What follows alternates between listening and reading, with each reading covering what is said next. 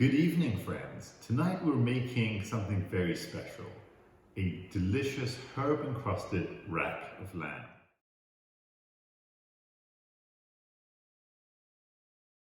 Now, a lot of people find lamb intimidating, and some people actually don't even like the taste of it. They find it gamey.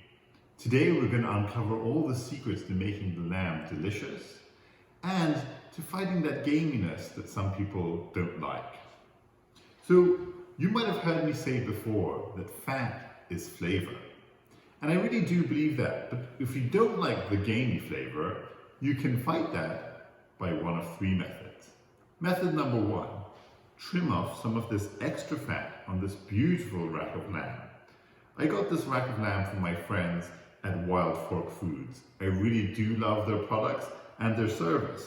And I just find it to be so much superior to what you can get in the grocery stores. So, trim off some of this extra fat if you do not like the gamey flavor. You still should leave some on there because at the end of the day, you are having a beautiful cut of meat and you want that meat flavor to come in.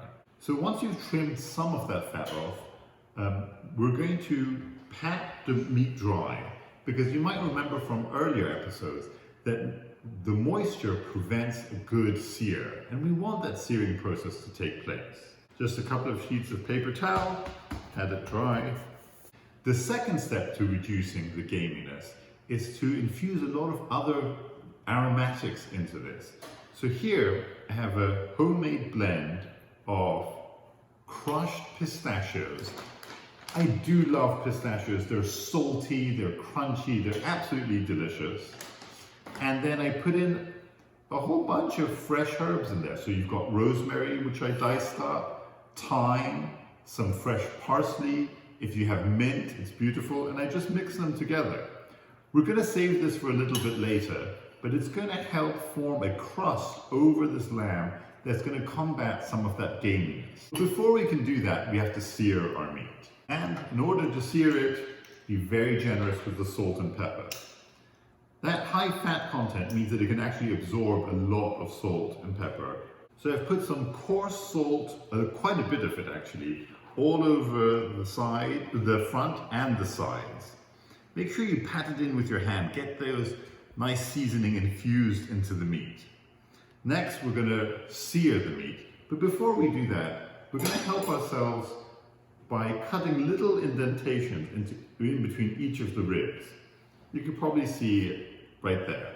You don't want to go all the way through, you just want to make it easier to separate them when the meat's cooked.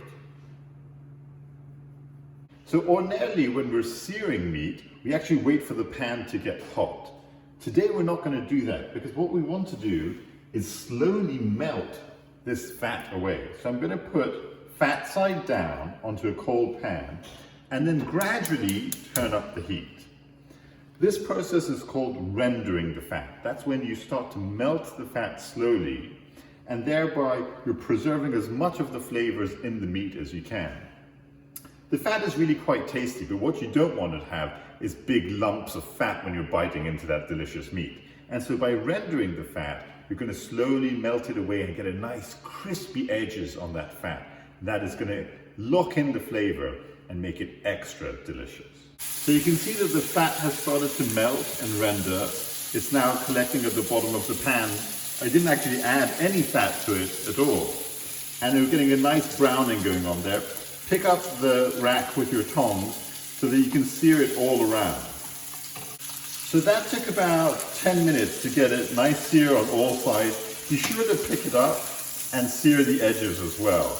Really, that's where the flavor can leak out of. When you've got a nice sear on it, you can take it off the pan, and that's when we're going to start prepping it to go into the oven. So I removed the rack from the pan, and it's now resting on a baking tray with some foil underneath it. What we want to do is get all of these delicious aromatics to coat the rack, and if I were to just sprinkle them on top, they would all fall out. We really need something to help glue it together, and for that, we're going to be making use of some delicious Dijon mustard. Now, Dijon mustard not only acts as a binding agent, but the acidity in it, it typically has some white wine vinegar as well as the mustard, will help be our third prong to counteracting the gaminess that people don't like. The acidity breaks down the fat, and so now you're going to have better taste and better adhesion of our delicious aromatic mix. In case you cannot be bothered to chop up some herbs yourself and pistachios, you can take the cheat way out, which is almost as good.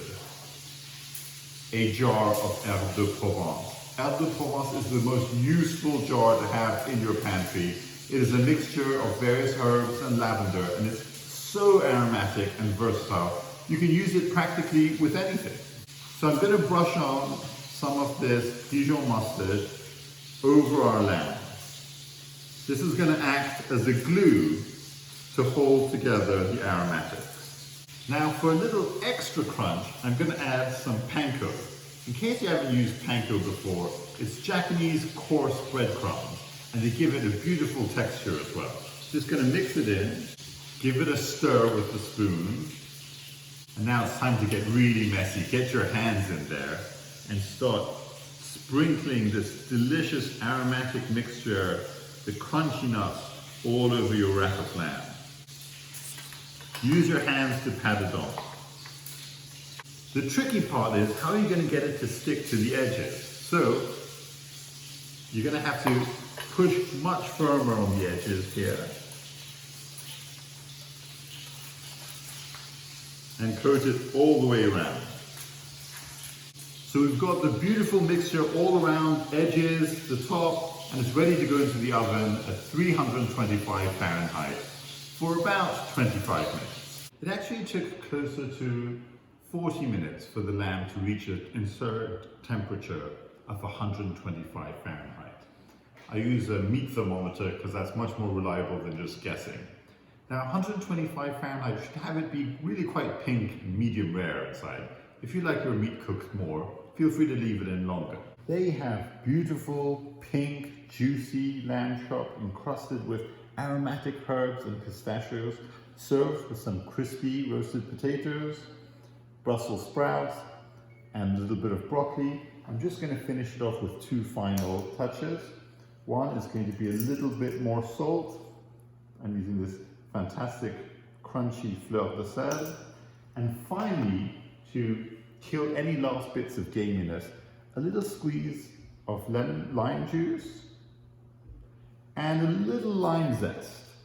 There you have it, my friends. Delicious, easy rack of lamb with fresh vegetables from my kitchen to yours.